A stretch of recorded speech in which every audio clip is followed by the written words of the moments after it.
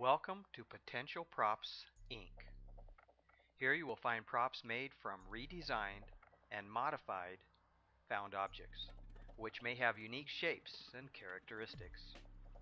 Many times, the found item can be used as the catalyst to create one-of-a-kind devices, using inventive ideas, novel approaches, and creative thinking.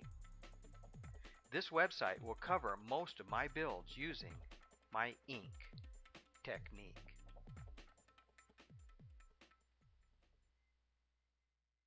Welcome to another video episode of Potential Props. What I'd like to cover today is some of the things I like to do is when I go to an electronics surplus or maybe a secondhand store or department store or whatever, I tend to look for things that would possibly have some usage in the future, have potential to be added to or maybe help to for details in a specific prop. Occasionally I run across surplus CD players.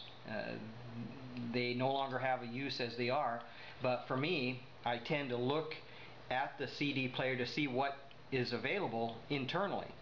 And things like this not only have potential for the motors, the gears, it has potential for the springs, the switches.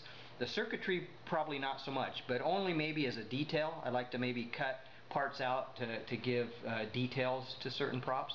But they're really handy in that they do have a lot of useful components, and we have a pulley with a belt, gears, things like that. They at some point will become useful, but in this particular case, not so much today.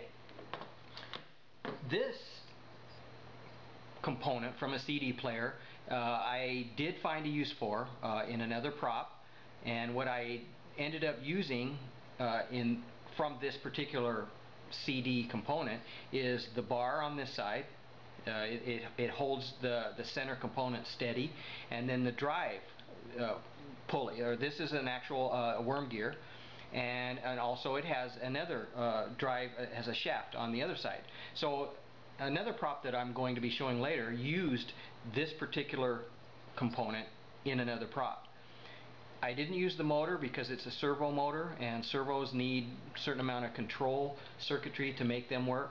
So I ended up using just two regular DC motors, small little motors, and I'll show you that what I ended up doing in another episode. In this particular prop here, or this particular CD player, it's a internal CD for maybe laptops or netbooks or things like that. It's thin, low profile, really thin, and I thought I would get a few of these to see if there would be a chance that I'd be able to make something from this. So what I'll do is I'll open it up to see what's available. I kind of like the fact it has the rails here on both sides, so it has an easy, smooth motion, so that could be used at some point later. It has its own little drive. This is a CD drive here in the middle, so I'm going to go ahead and take that out and show you what that looks like. It has a belt here, it's connected. I'm going to disconnect that. Okay, so that's no longer needed. So let me go ahead and remove the screws here, and I'll get back to you with what I find.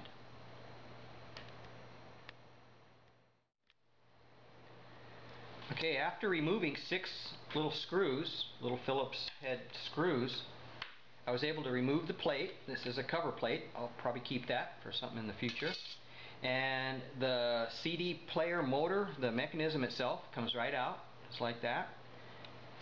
And I'll keep this as well because, again, like I mentioned before, this has potential with the little rails. It has a nice little slide function for maybe something in the future. Now the motor, the mechanism itself, has a small motor here, which again is a drive motor for the CD. Can't really use those because they need special circuitry to make them run. They're a type of a servo motor as well. The motion of the head, the laser head that actually reads the CD, is in this particular case uses a worm gear and a standard DC motor. It has gears. It's gear driven, so it moves it back and forth, and again some smooth action. So what I'll end up doing on this which I did, is let me go ahead and remove the ribbon cable here that's no longer needed. So I'm going to go ahead and cut that here so we can take a better look at it. Okay, cut it here. Now, what we have is a nice little motion here back and forth.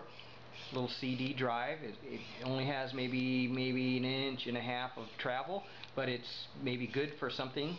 And so what I ended up doing is I took this particular drive and adapted it to something else. So what I wanted to do was create a kind of a handheld prop that's I guess kind of more like the Mission Impossible, Get Smart, maybe Man from U.N.C.L.E. kind of feel to it. Something that's old school but also has some espionage sort of feel to it. So this is a cigarette case, of course, and basically it is spring-loaded.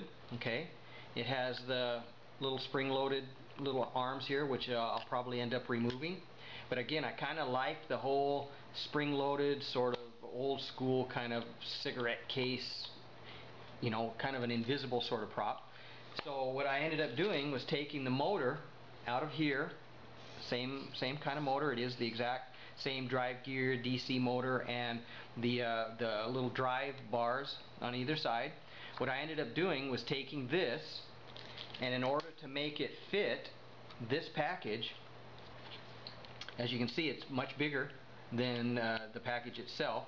So what I ended up doing was removing the little motor here, the little servo motor. That's no longer there. I ended up removing that, and what I was left with was the metal frame here around the outer side.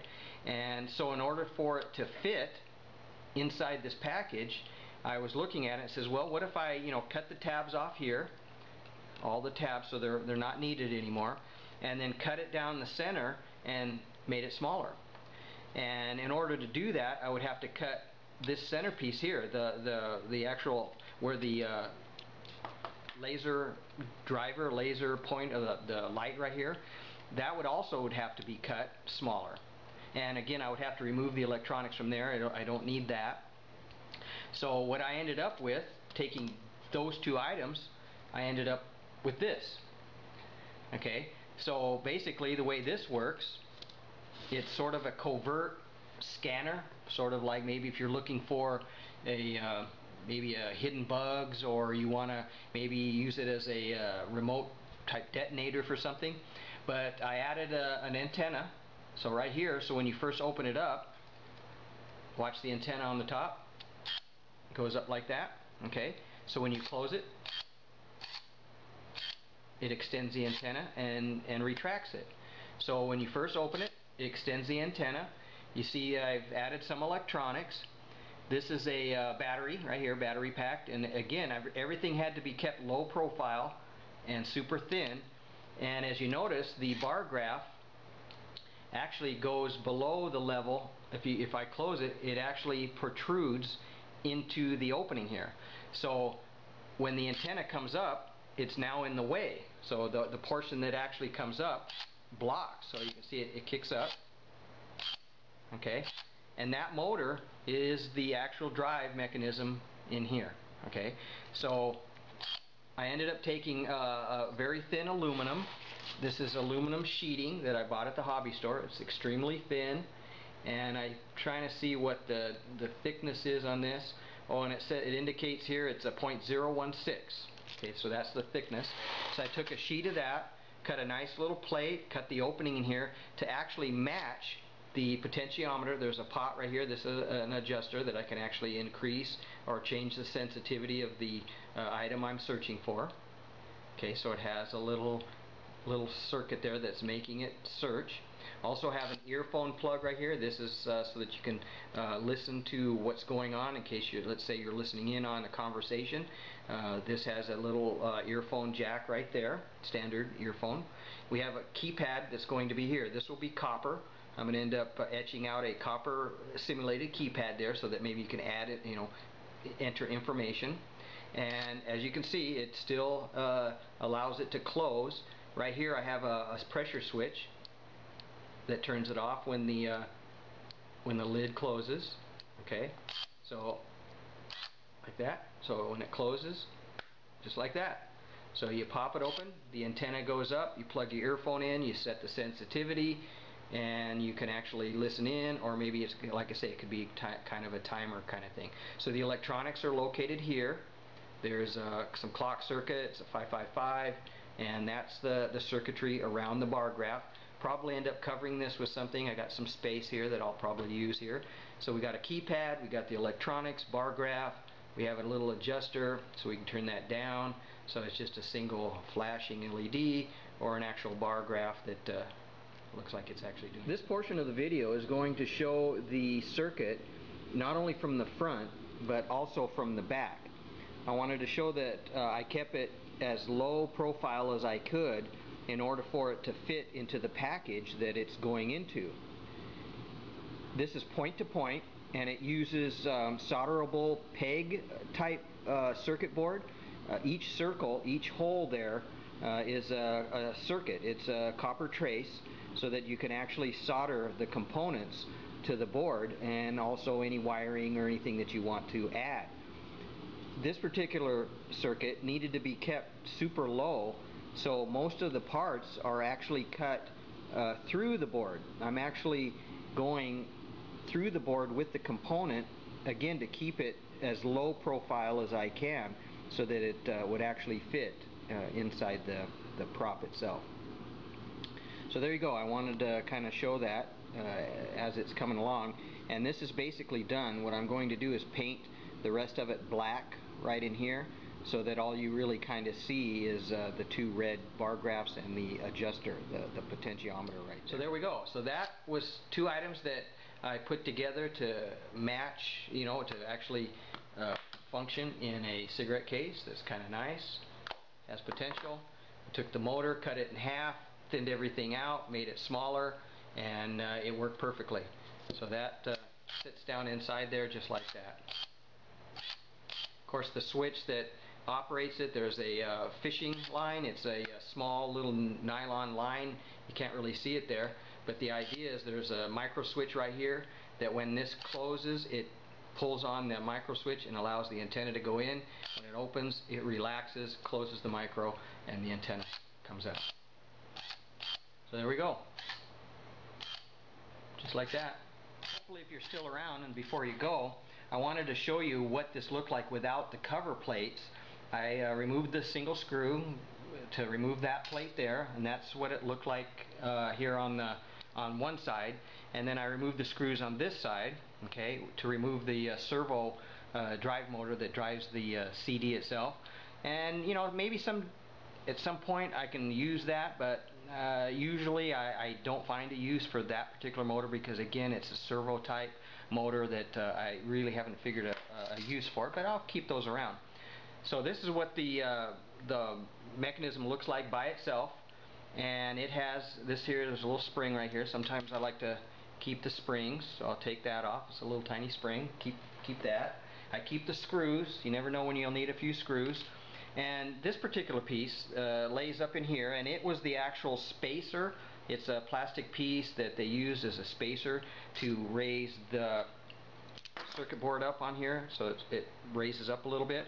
You need to keep that, which I ended up doing, is I ended up keeping this end piece right here because it holds the shaft in place. So you got to keep a lot of the components, because you never know if you're actually going to need them in the future. So basically there it is. It's a little mechanism that moves back and forth. We have our worm gear, and we got a little small motor there. It's a DC motor, and again, if you reverse the polarity, plus and minus, you can make it go up and down, back and forth. And again, I use that in this particular case to raise and lower the antenna.